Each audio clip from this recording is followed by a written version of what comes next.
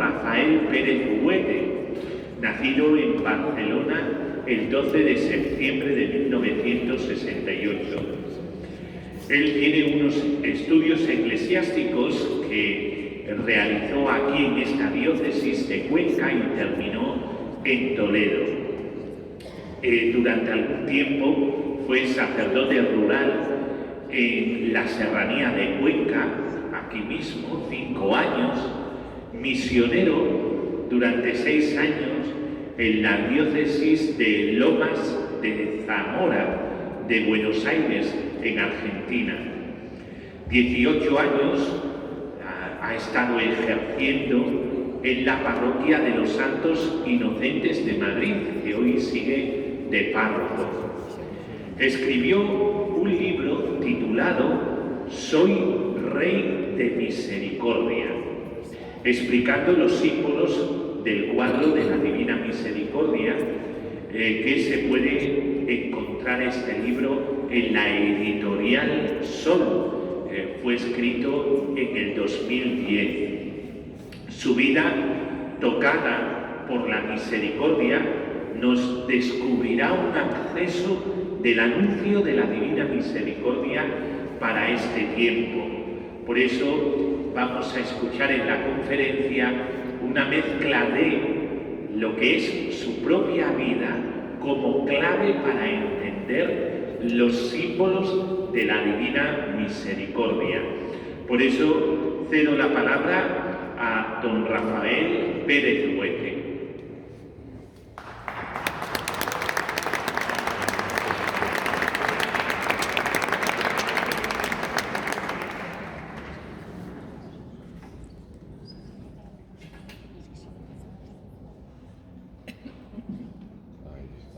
Perdonad que esta altura no es para mí.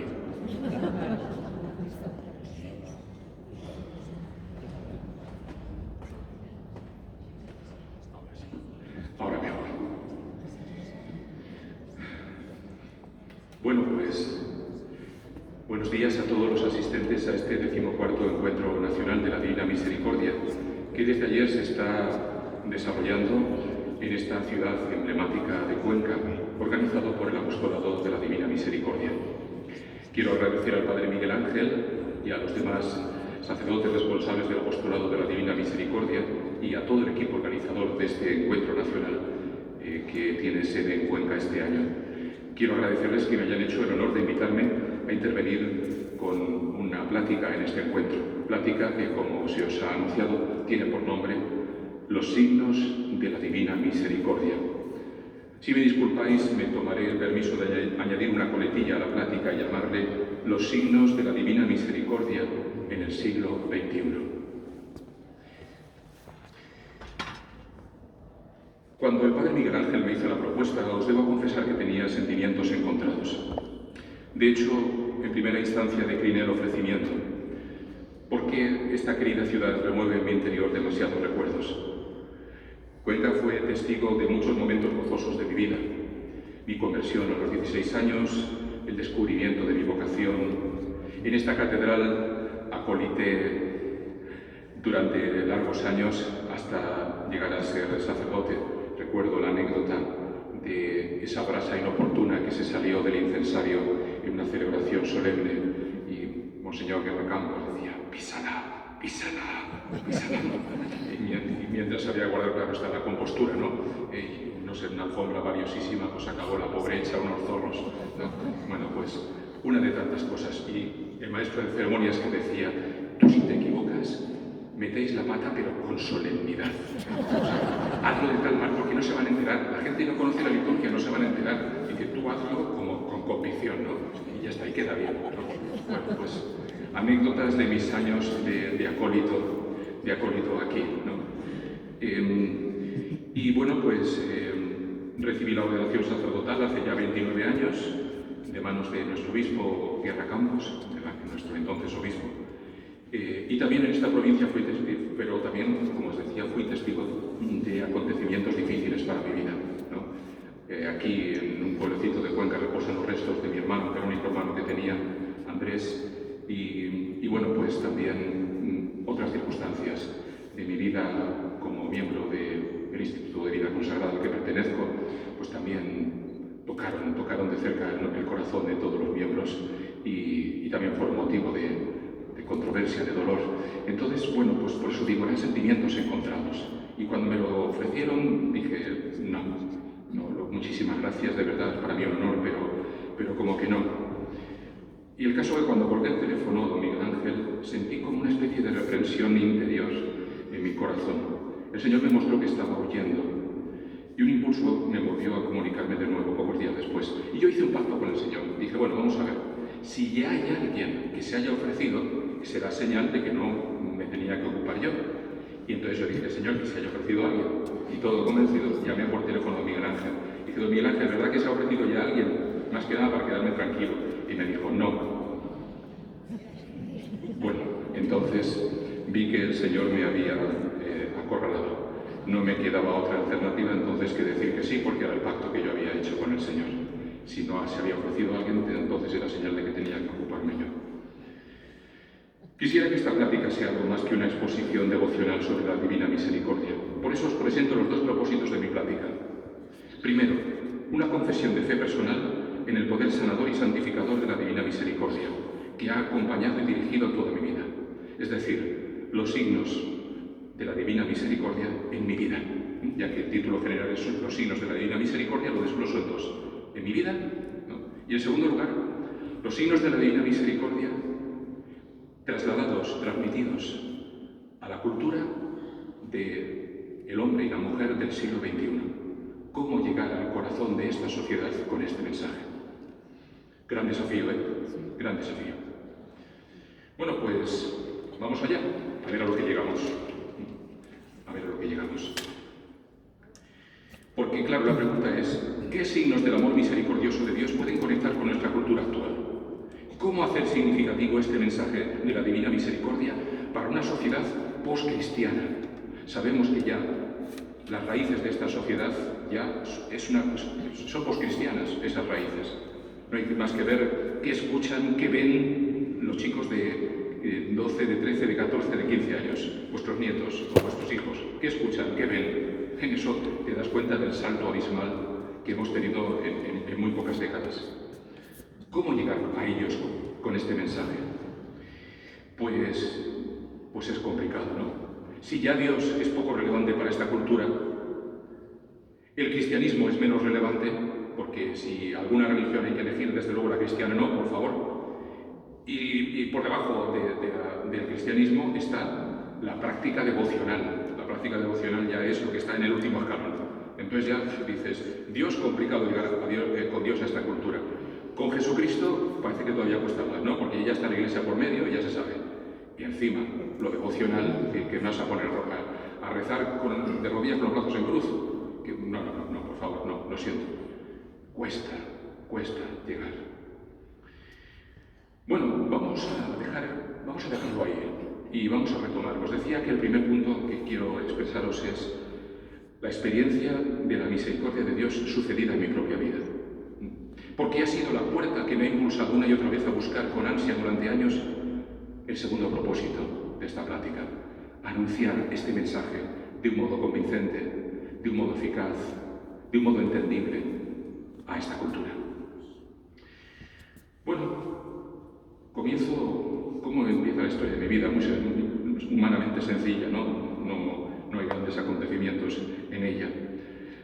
Pero retrospectivamente, a día de hoy puedo decir que toda mi vida ha sido un regalo permanente del amor misericordioso de Dios. Pero no siempre he sido consciente de ese regalo que Dios me hacía. ¿Cuándo empecé a ser consciente de ese regalo de Dios? Fue en el momento de mi conversión. A los 16 años. Fue después de vivir 2 años antes la experiencia más dolorosa de mi vida. Un día con 14 años, regreso de hacer la compra.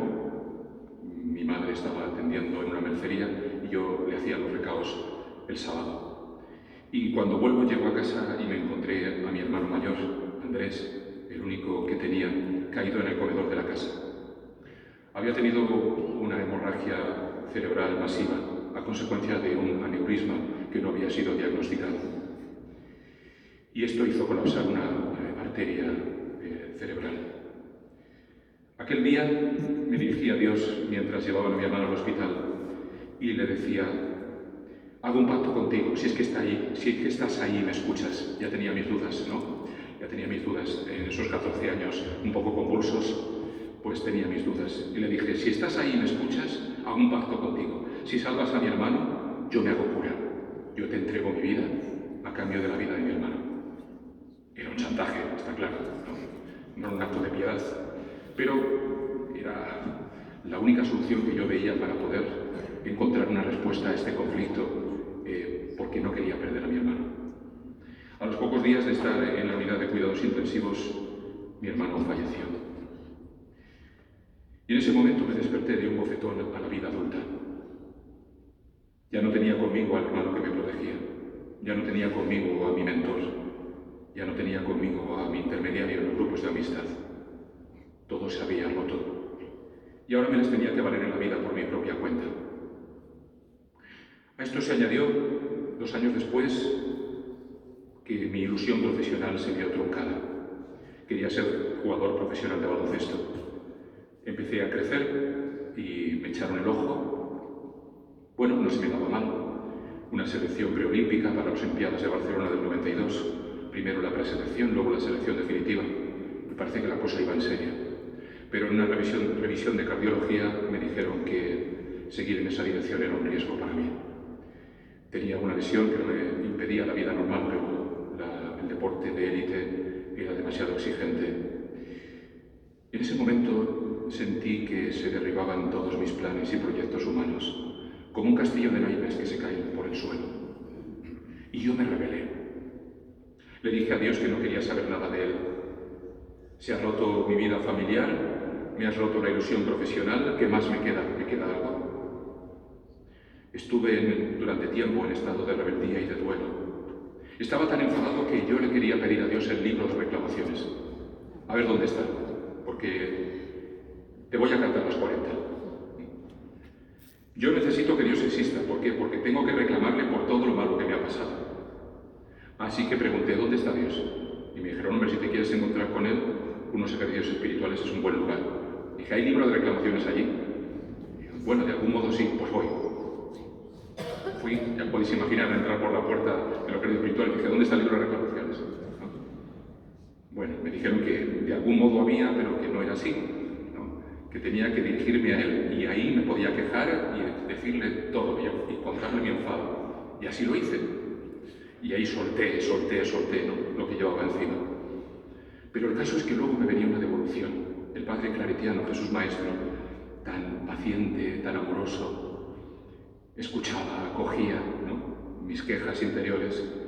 Y él, cuando daba sus charlas, sus meditaciones, ejercicios, repetía esta frase: mira cómo te mira Cristo desde la cruz. Él ha dado por ti su vida. ¿Qué has hecho por Él tú? ¿Os acordáis que en una de las revelaciones de Santa Faustina Kowalska, aquí tenemos el cuadro, dice el Señor que su mirada en este cuadro es igual que la mirada que Él tenía desde la cruz? Pues quedaos con eso, porque es un hilo conductor de mi vida, ¿no? Mira cómo te mira Cristo desde la cruz. Él ha dado por ti su vida. ¿Qué has hecho por Él tú? Y yo miraba la cruz y decía: tú has dado mi vida por mí. Si tú has muerto hace 2000 años, ¿tú qué ibas a saber de mí? ¿Qué ibas a saber de mí? Pero el caso es que pasaba a otra meditación y volvía con la frase del Padre Jesús Maestro: mira cómo te mira Cristo desde la cruz. Él ha dado por ti su vida. ¿Qué has hecho por Él tú? Y aquella frase caía una y otra vez sobre mi corazón como lluvia mansa que va horadando la piedra dura hasta que se abrió paso con una fuerza arrolladora. Un día de ese retiro experimenté un impulso interior de la gracia que irrumpió como un tsunami. La frase se estaba haciendo vida en mi interior de un modo sorprendente. Irrumpió por sí, sin hacer yo nada. Por un momento percibí la mirada interior de Jesús en mi alma. Me supe mirado por Él, como Jesús misericordioso mira desde este cuadro, como Jesús agonizante mira desde la cruz. Por un momento, al sentir esa mirada interior, experimentaba que mi alma era transparente para su mirada. Su mirada traspasaba mi interior de parte a parte. Me sabía conocido, amado infinitamente en esa mirada. Sentí que ahora era Jesús el que me decía desde la cruz: he dado por ti mi vida. ¿Qué vas a hacer ahora por mí tú? Supe en esa mirada de amor y misericordia que Dios había pagado en la cruz por mis pecados y que me había liberado de la herencia de muerte que pesaba sobre mí. Supe que Jesús había acogido mi pacto, aquel que yo le había hecho con 14 años, que había rescatado a mi hermano de un modo misterioso, tal vez no como yo esperaba, de un modo mucho más maravilloso. Lo había rescatado para la eternidad y que ahora esperaba mi respuesta en libertad.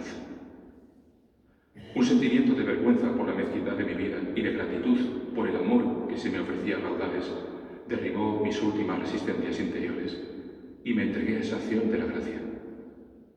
Entré en aquellos ejercicios siendo agnóstico y salí con una intuición clara. Mi vida a partir de ese momento tenía que ser una respuesta al desafío de amor misericordioso de Jesús, que me mira desde la cruz. Esa decisión se fue consolidando en mi vida a través de las actividades con los jóvenes de Acción Católica de Cuenca, actualmente Católicos en Acción, y también a través de la llamada a vivir mi sacerdocio y mi vida consagrada con los siervos de la Santísima Trinidad. Pasaron los años, fui al seminario de Cuenca, terminé mis estudios en el seminario de Toledo y recibí mi ordenación en el 93, en esta catedral, de manos de Monseñor Guerra Campos, el mismo que me había dicho: písalo, písalo. No olvidaré la frase que elegí como lema de mi ordenación y que hice acuñar en las estampas del recordatorio: el Hijo de Dios me amó y se entregó por mí. Gálatas 2:20. Era el eco perfecto de la frase que fue causa de mi conversión a los 16 años. Tras 5 años de cura rural en la serranía de Cuenca, los que, de hecho, hay aquí algún feligrés mío, ex feligrés mío, de Cañizares. Estuve de cura rural 5 años en Cañizares, Vadillos y Carrascosa de la Sierra. Sentí el impulso misionero, como lo sintió Ildefonso, que está aquí en el equipo organizador, y el Señor me llamó a ir a misiones. Era un desafío del Señor, un desafío de su amor que me espoloneaba y me llamaba a horizontes de evangelización más amplios. De común acuerdo con mis superiores y el entonces obispo de Cuenca, Monseñor Ramón del Hoyo, fue aceptada mi petición y en el 98 marché como misionero con un compañero sacerdote, el padre Víctor, a una parroquia de Buenos Aires profundo. Cuando llegamos desde el aeropuerto a la parroquia palpamos la pobreza del lugar: calles de barro, casas precarias, chabolismo. Es la diócesis de Lomas de Zamora, diócesis sufragánea de Buenos Aires. Al entrar en la casa parroquial, ¿sabéis cuál fue la bienvenida que recibí? Había un cuadro con un Jesús coronado de espinas y debajo una frase. A ver, adivinad la frase. ¿Qué podía poner la frase? No, Jesús de la Misericordia, no. ¿Qué podía poner la frase? El Hijo de Dios me amó y se entregó por mí. La misma frase que fue motivo de mi conversión a los 16 años. La misma frase que puse en la estampa de mi ordenación sacerdotal. La misma frase me la encontré de bruces al abrir la puerta de la casa parroquial. Aquello me dejó helado, porque era como que el Señor me estaba diciendo: yo soy el que conduce el hilo de tu historia.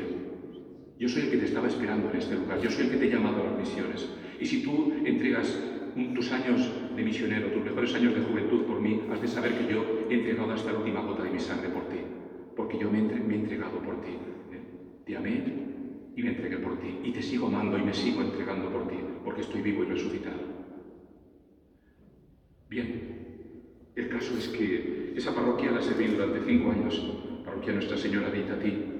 Tenía 180.000 personas, parecía una diócesis más que una parroquia. La parroquia central, 8 capillas, cada una con 20.000 personas, 4 colegios con doble turno de escolaridad. Y entre 2 sacerdotes teníamos que atender los 4 colegios con doble turno, que eran 8 colegios realmente, más la parroquia central, más las 8 capillas, cada capilla con 20.000 personas.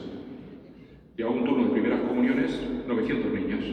Así, 900 niños. Turno de primera comunión de una capilla. De una capilla. Era una marabunta humana para dos sacerdotes todavía novatos. Fueron años tremendamente gozosos. Las celebraciones estaban llenas de jóvenes, numerosos grupos de fe, renovación carismática, Legión de María, había allí de todo, acción católica, de todo lo que te puedas imaginar. Nos sentábamos a confesar los jueves y estábamos el día entero, desde las 9:30 de la mañana hasta las 11 de la noche. Parábamos un rato a comer y a seguir confesando. La cola a veces rodeaba el diámetro de la parroquia entera, la cola de espera de confesión. Acompañaba espiritualmente a más de un centenar de personas, entre jóvenes y adultos. Tenía 12 ministros de la comunión para distribuir la comunión a los enfermos. Cuando hacíamos misión parroquial, íbamos puerta por puerta a misionar, salían 500 misioneros, entre catequistas y miembros de los grupos de fe. Lo mismo que cualquier parroquia, ¿verdad? De por aquí. Exactamente igual. Exactamente igual.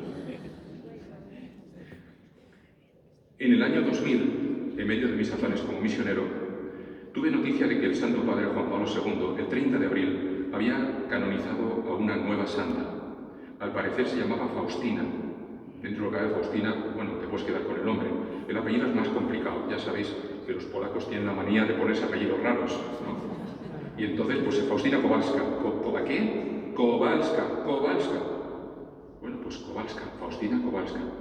Bueno, ¿y qué mérito tiene esta santa con este apellido tan raro?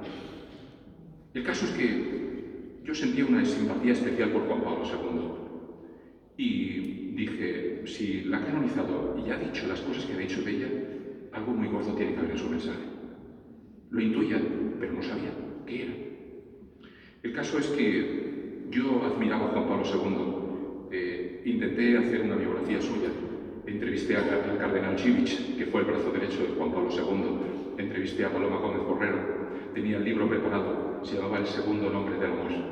Y cuando ya prácticamente estaba casi para cerrar la edición, se me cayó el mundo encima.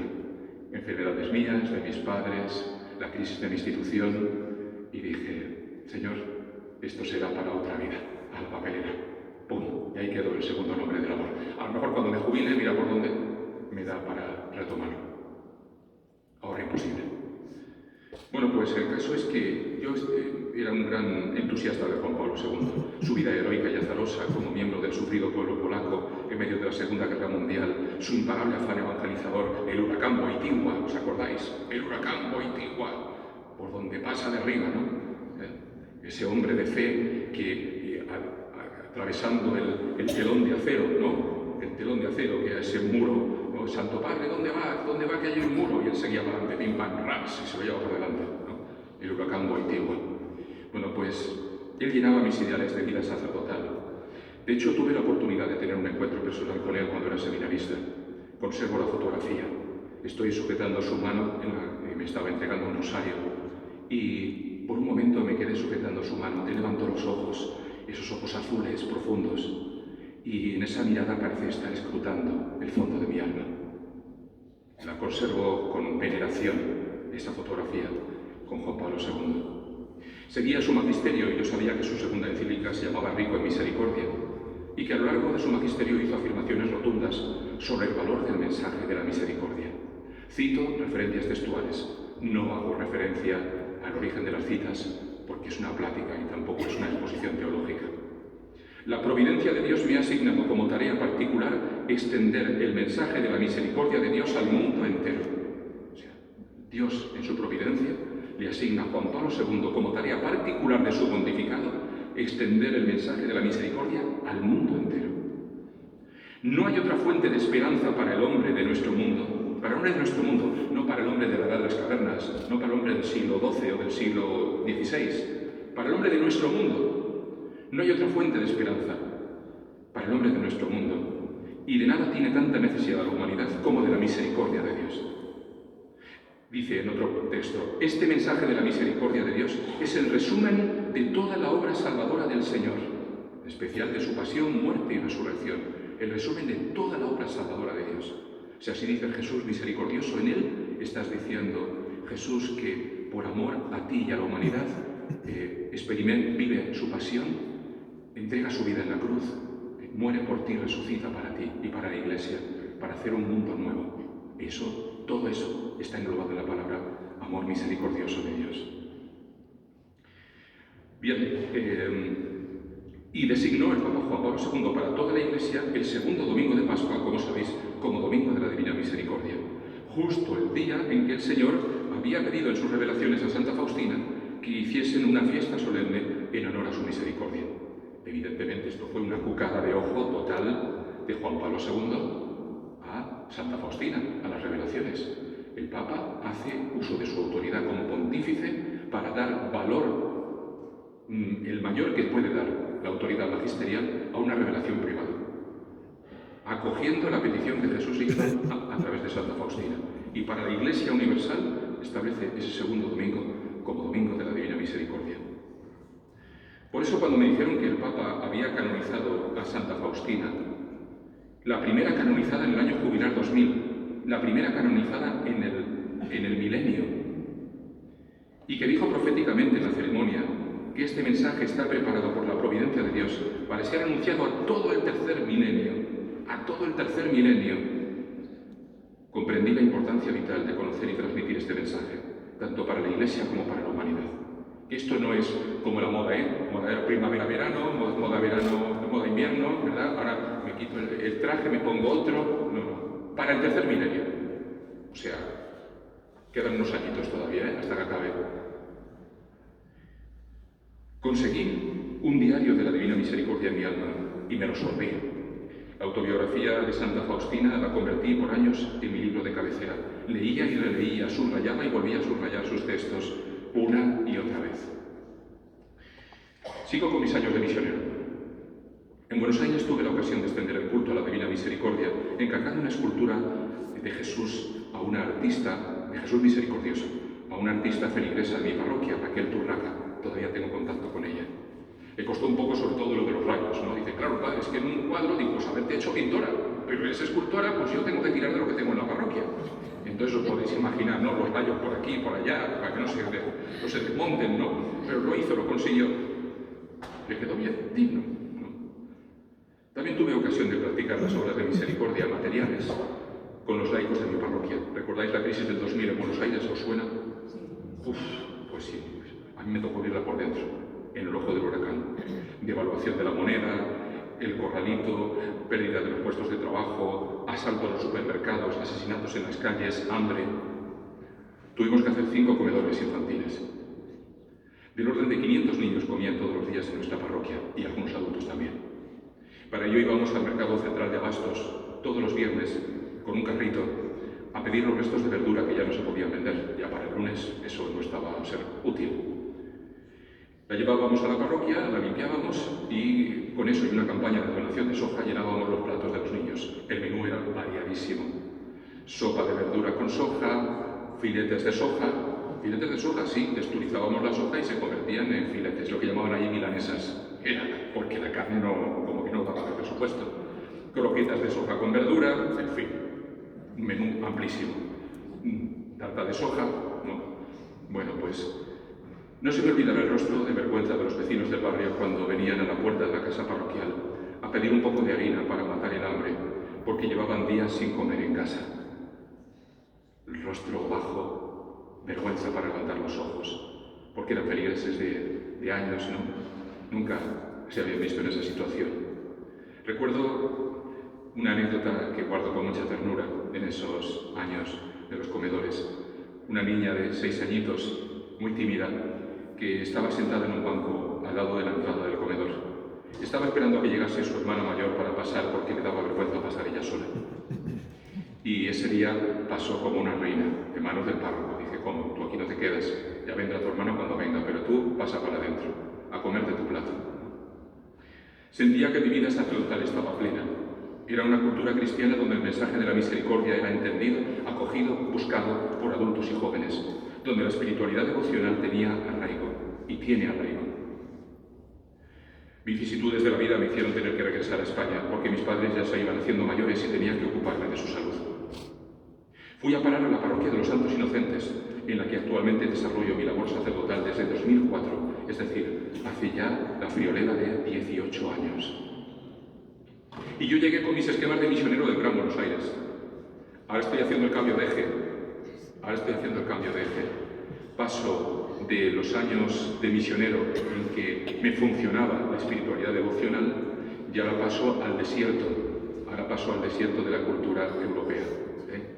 Bueno, antes de eso, 25 minutos, vamos a ver.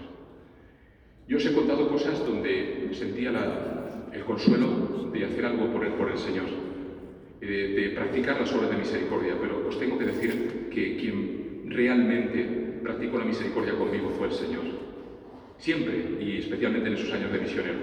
De muchos modos. Entre otros, con el consuelo de poder ofrecer los sacramentos y ayudar espiritualmente a manos llenas. Era además lo que yo recibía, que lo que podía dar. El consuelo de tener una cristiandad tan enorme, tan grande. Pero también experimenté la misericordia de modo concreto en acciones que yo llamaría milagrosas de la gracia de Dios, que me preservaron la vida. Os voy a contar una. Yo recuerdo una noche que tuve un sueño premonitorio. En el sueño yo bajaba unas escaleras y llegaba a un sótano que estaba totalmente a oscuras, sucio. No sabía qué estaba haciendo ahí. ¿Por qué he bajado yo aquí? ¿Qué hago yo aquí? Ya sabéis los sueños, un poco que se mezclan realidad con la ficción. El caso es que voy avanzando por ese sótano y me encuentro al fondo a una niña resplandeciente, vestida con traje de comunión, envuelta en una luz que no es de este mundo. Estaba flotando en el aire y de repente me quedé asombrado. Digo, ¿qué estoy viendo? ¿Quién es esa niña? ¿Por qué estoy aquí? No encontraba el sentido de nada de lo que estaba pasando. El caso que avanzo, me acerco con asombro a esa niña que está rezando. La veía, pero no estaba ahí. Estaba en otro lugar. Era como si ese sótano fuera un túnel que me permitiera conectar con una persona que estuviera en otro sitio. Y de repente esa niña que estaba rezando flotaba en el aire y pasó a través de mí y desapareció. Comprendí que esa niña estaba rezando por mí. El caso es que seguí caminando y me encontré un féretro de madera de avellana, ovalado. Podría hasta deciros exactamente cómo era. Color claro. Y tenía justo el tamaño de mi cuerpo. O sea, era grandote. Y escuché una voz que me decía, túmbate aquí. Yo dije, Señor, si ha llegado mi hora, mi vida es tuya, me la has dado, te pertenece a ti. E hice ademán de tumbarme. Pero en ese momento una voz interior me dijo, no, aún no ha llegado tu hora, huye, vete de aquí. En ese momento me di media vuelta, volví a encontrar las escaleras y salí de ese sótano y acabó el sueño. Cuando me desperté en una atmósfera de presencia de Dios que no me podía permitir dudar de que era real lo que había pasado. Es decir, que el sueño era de Dios, no era un sueño cualquiera. Y le dije a mi compañero, Antonio, he tenido este sueño, fíjate qué cosa más llamativa, más rara, ¿no? Yo nunca cuento mis sueños, pero en esa ocasión me sentí impulsado a contarlo. Una hora después, estábamos en un cruce de una avenida principal de Buenos Aires. En ese momento el semáforo se pone verde. Mi compañero, el padre Antonio, presidente general del instituto, me dice, Rafael, está ya verde. Y dice, sí, pero ya sabes que aquí en Buenos Aires no te puedes fiar porque la gente no respeta los semáforos. Comentario de pasada. Total, salgo con el coche y de repente don Antonio me dice, cuidado Rafael, cuidado. ¿Cuidado qué? Miro para allá, no veo nada. Miro para allá y veo un Volkswagen Golf como un cohete venir de costado hacia mi coche. A todo lo que daba el coche. Se había pasado el semáforo, un naranja le pisa más, rojo le pisa más y en ese momento impacta de costado. ¡Zumba! Lo vi como si fuera, como cuando ves las cosas en ralentí, ¿no? Por milisegundos, veía como cara de susto, agarrado al volante, iba sin cinturón de seguridad. Y de repente pegó un frenazo, claro está, partió el volante del impulso y golpeó con el pecho contra el volante y contra el cristal. Nuestro coche entró en tronco y empezó a dar vueltas. Quedó hecho un amasijo de hierros, totalmente un amasijo de hierros. En ese momento, cuando salimos del coche, el padre Antonio Nerneguina, yo salí casi intacto, salté por la ventana porque el coche ni se podía abrir la puerta, estaba hecho un amasijo. Y entonces le dije, cuando ya por fin vemos que estamos enteros dentro de lo que cabe, digo, Antonio, ¿te acuerdas del sueño? ¿Te acuerdas? Digo, el Señor nos ha librado de la vida, nos había avisado. Estaba nuestra vida al borde de la tumba y el Señor ha dicho, todavía no es vuestra hora, yo voy a preservar vuestra vida. Bueno, pues esta es una anécdota, os voy a contar unas cuantas más, pero tengo que cortar ya mis años de misionero porque tengo que volver a los 18 años que he vivido aquí en España, que me dieron una perspectiva de la nueva evangelización, de cómo transmitir el mensaje de la Divina Misericordia al hombre de la cultura contemporánea. Y resulta que tengo 20 minutos para esto. Dios mío, ven en mi auxilio.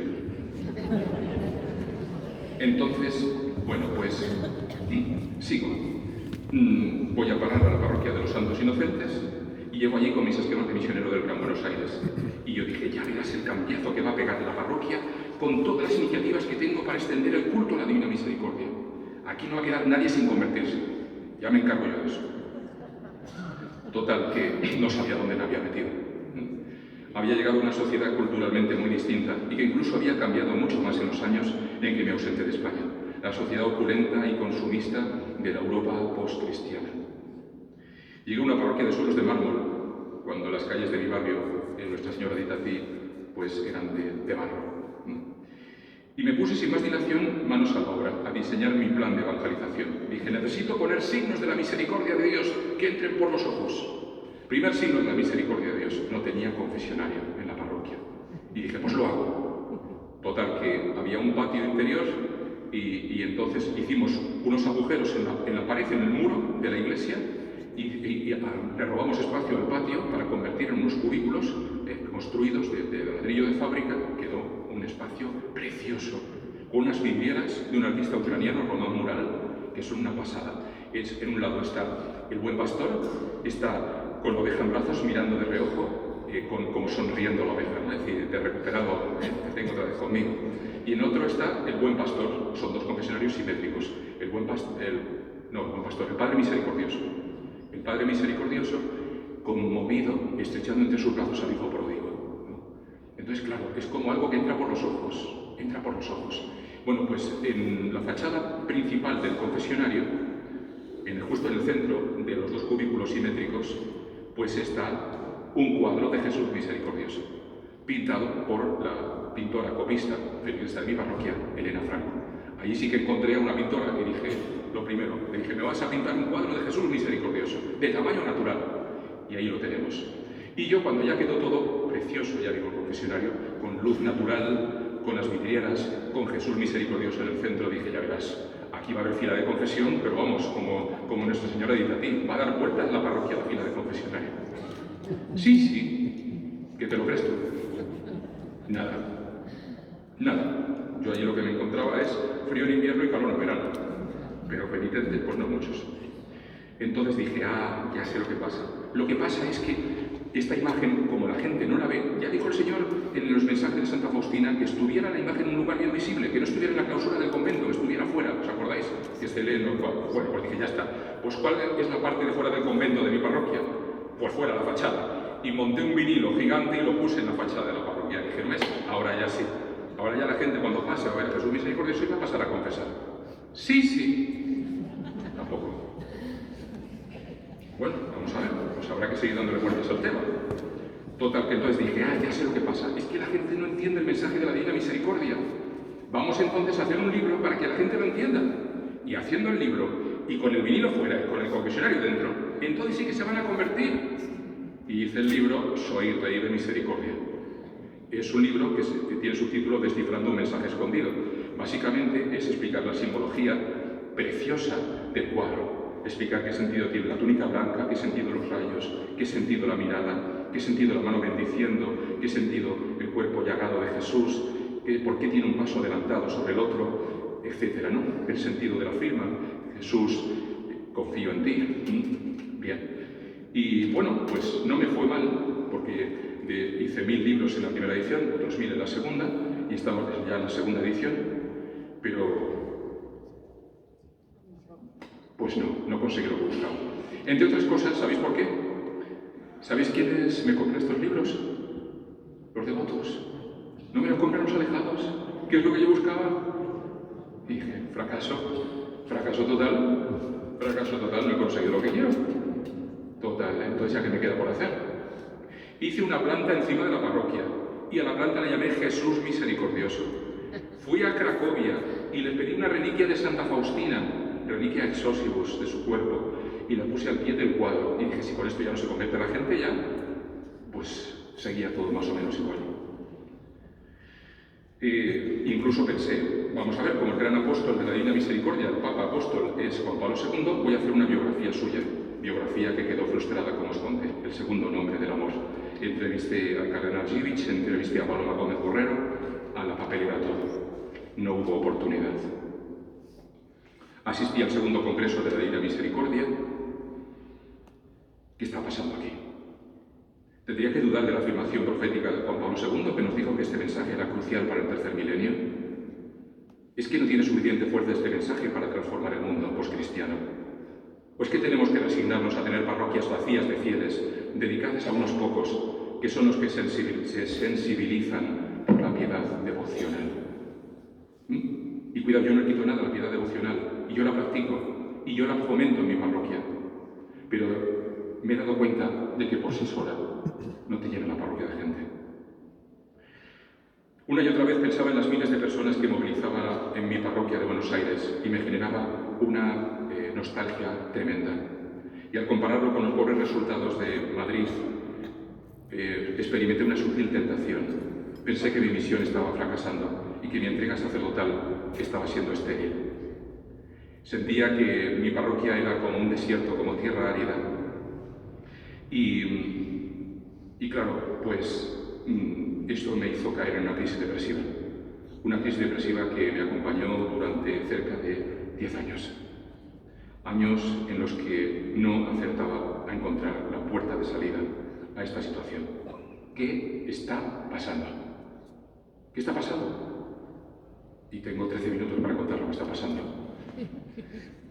Bueno, pues vamos a ver, voy a intentar centrarlo muy brevemente. Está pasando que incurrimos en un error muy frecuente en muchas parroquias de gente de muy buena voluntad, muy trabajadoras. Y el error consiste, quedaros con esto, en regar una maceta donde no hay semilla. Regar una maceta donde no hay semilla. Si tú regas una maceta que no tiene semilla, tú con todo el primor del mundo, y riegas, y no sale la planta, pero es que no sale, ¿qué pasa aquí? Pues has echado la semilla, pues si no la has echado, ¿cómo va a salir la planta? ¿A qué me refiero? Estamos empleando medios de evangelización, sobre todo centrados en la catequesis, para hacer crecer una fe que no existe, una fe que no ha nacido en el corazón de las nuevas generaciones, porque es una sociedad postcristiana. Catequizar a un mundo que no ha recibido un primer anuncio de Jesucristo, ni un testimonio de amor por parte de los cristianos que sea creíble y que le cuestione e interrogue a la persona, es una pastoral abocada al fracaso. Ofrecemos catequesis para los niños, porque supuestamente los padres ya tienen fe y están catequizados. Cuando los niños acaban, pasan como el agua por debajo del puente. Viene por esta orilla y sale por esta. Los niños hacen la catequesis y se van. Cada vez más estamos llamados a desarrollar un primer anuncio de la fe en una sociedad que es tierra de misión, territorio de misión. Comprendí que yo mismo había vivido así al comienzo de mi vida, de un modo no consciente mi fe. Me bautizaron, me comulgaron, me confirmaron, ¿no? Es el drama de una cristiandad avejentada, no solo biológicamente, sino espiritualmente, porque vive de las rentas del pasado, de la fe heredada de generaciones anteriores, de una inercia que cada vez tiene menos fuerza social, de una fe no asumida, no interiorizada, porque no han tenido una experiencia directa, consciente y fuerte de la misericordia de Dios. No se ha producido en la mayor parte de los casos una verdadera conversión personal.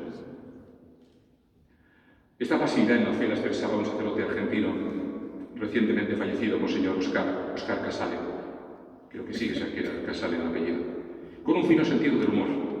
Decía con mímica que el varón hace 4 visitas a la casa de Dios a lo largo de su vida. La primera es así, en brazos de su madrina, que es para el bautismo. La segunda es así, es para la primera comunión. Se hacen con el muchacho, pero ya va costando, ¿no? El sacramento de la confirmación se lo pasa con salto olímpico, ¿no? Salto olímpico. Y vuelven luego con los brazos en alto para el matrimonio. Porque el suegro está detrás apuntando. Y por último, la cuarta visita, que la hacen con los pies extendidos por delante. Claro. Cuando yo hago el expediente a los novios en el momento de la pregunta clave, ¿por qué venís a casaros en la iglesia?, se quedan tildados y dicen, están haciendo tiempo para ver lo que se les ocurre. Buena pregunta, me dicen. Digo, claro, es buena pregunta. A ver qué me respondes. Dicen, la mayor parte de ellos, por continuar una tradición familiar, porque es la fe que he recibido de mis padres. No te dicen es la fe que yo he asumido, es la fe que yo he recibido, no la han interiorizado. En el mejor de los casos me responden, porque coincido con los valores morales que representa la Iglesia. Pocos o casi ninguno me dicen, porque queremos que Dios nos conceda la gracia de amarnos de un modo nuevo, a lo divino, con el poder de su gracia.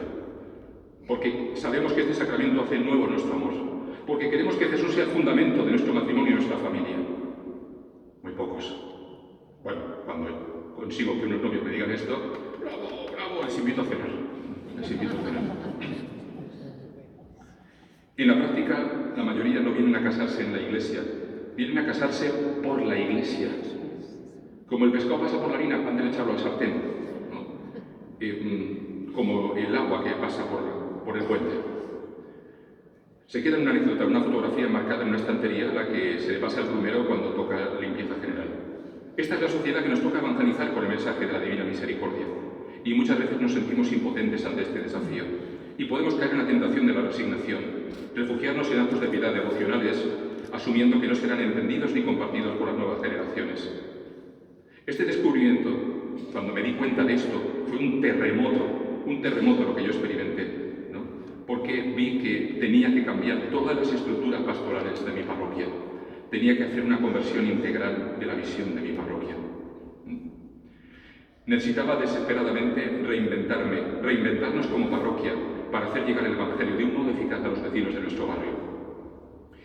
Bueno, pues el caso es que, por paradojas de la vida, mientras esto me pasaba, me acudían muchas personas surgidas por la profundidad de sus heridas, personas con conflictos psicológicos, personas que realmente detrás de su conflicto tenían una causa espiritual, personas a las que se les ha roto su vida, porque han fracasado en su matrimonio, porque han perdido un ser querido, porque han perdido el trabajo. Y yo pensaba, ¿os equivocáis?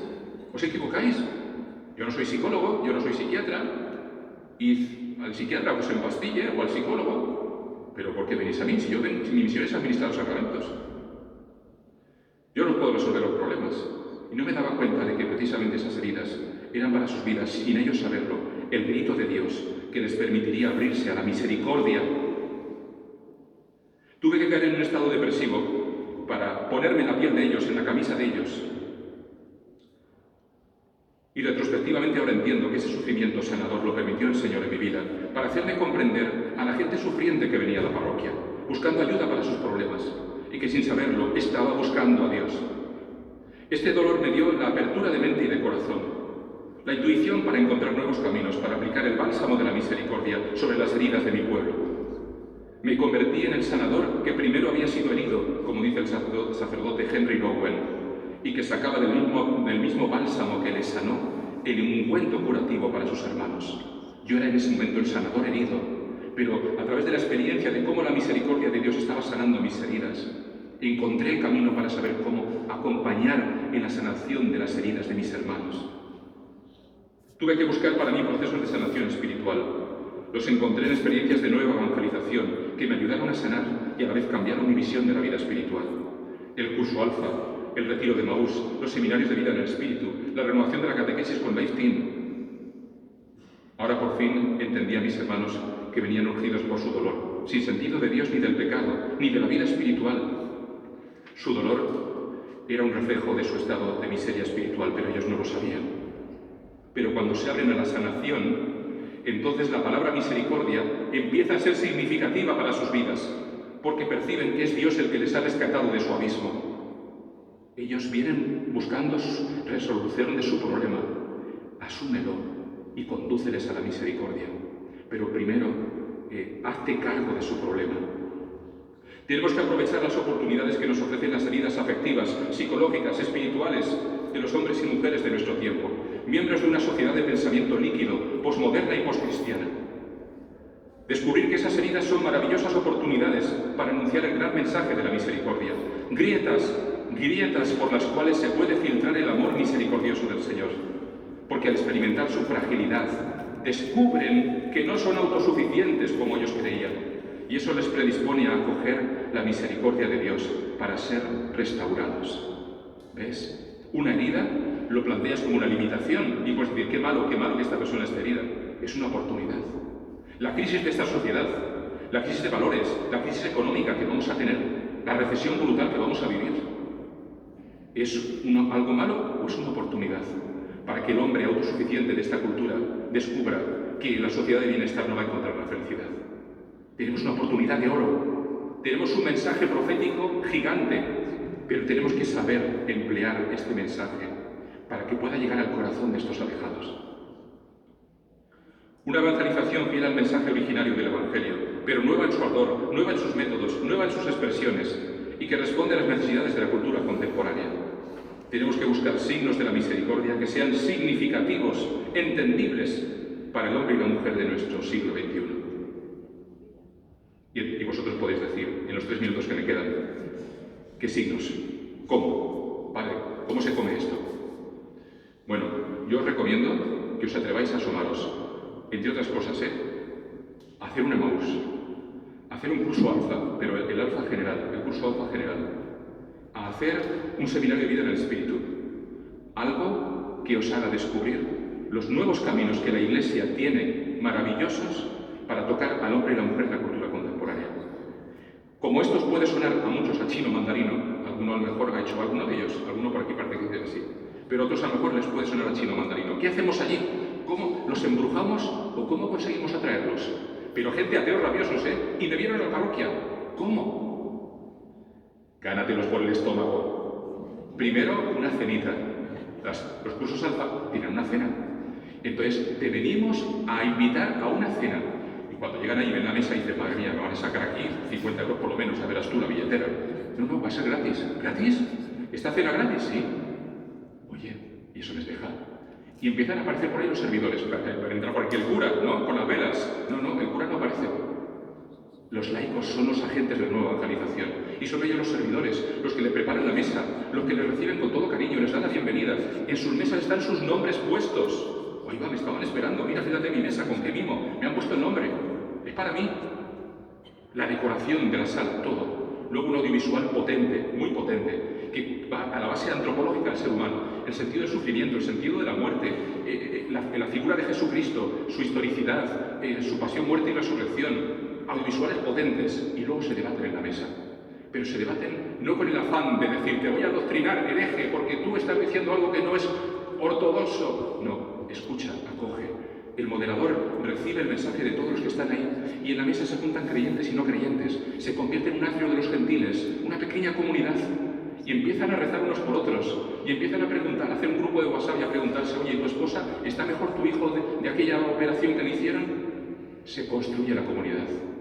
Y entonces de repente el no creyente, al ver que no le tachan de hereje por decir que Jesucristo era un marciano, que vino del planeta Marte, cuando de repente sucede eso, se hace permeable al mensaje del creyente, que es un padre de familia que sale a trabajar todos los días a las 7 de la mañana, igual que él. Y aquello le toca el corazón. Oye, ¿y tú por qué crees? Yo creía a los creyentes ellos unos rancios y unos bichos raros. Y ahora me doy cuenta que no. Y empieza a abrir el corazón al Evangelio. Y les cambia la vida.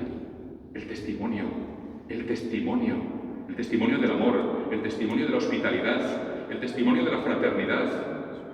Y eso poco a poco les va liberando, les va sanando y les va abriendo el corazón a la alabanza a Dios. Y así pueden llegar a entender y hacerse sensibles al mensaje de la misericordia. Pero les tienes que preparar, porque a un niño no puedes dar un plato de judías con chorizo, le tienes que dar un biberón y luego llegará el momento en que tenga la capacidad de recibir toda la fuerza del amor del Señor, pero fracciónaselo un poquito. Bueno, pues actualmente mi parroquia, que era un desierto, tiene 23 grupos de adultos. 23 grupos de adultos. Si tuviera que juntar los equipos de evangelización, aparte de los grupos de fe, serían unos 28, cerca de 30. Y estamos empezando. Tu parroquia puede ser igual. Ponte a disposición de tu párroco y dile, quiero hacer un curso alfa. Ánimo. Que Quien dice alfa dice otra cosa, pero hacer algo que cambie.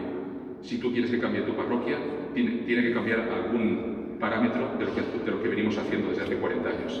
Algo tiene que cambiar, no por esnovismo, teniendo claro los objetivos. Y ya veréis cómo el Señor nos acompaña en ese cambio. Nada más.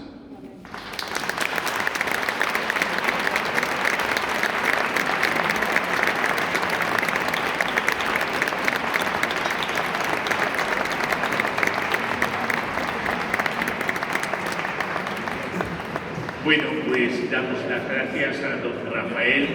Vemos que la Divina Misericordia no es un ente que es estratosférico y que no tiene nada que ver con nuestra vida, no. La misericordia es una realidad que se vive en la vida. Seguramente, si muchos de vosotros viniera a este ampón y nos dijera lo que ha hecho la Divina Misericordia en su vida, también tendríamos otra historia de amor y de misericordia. Cada uno de nosotros la tenemos, cada uno de nosotros. Por eso el Padre Rafael ha ido a través de su vida entendiendo los signos eficaces de la misericordia, que es el amor de Dios en nuestra vida, en nuestra historia. Es esa providencia de amor de Dios. Ahora damos las gracias a don Rafael por haber compartido con nosotros esta experiencia de estos signos visibles en su historia del amor misericordioso. Vamos a tener un pequeño descanso a la izquierda,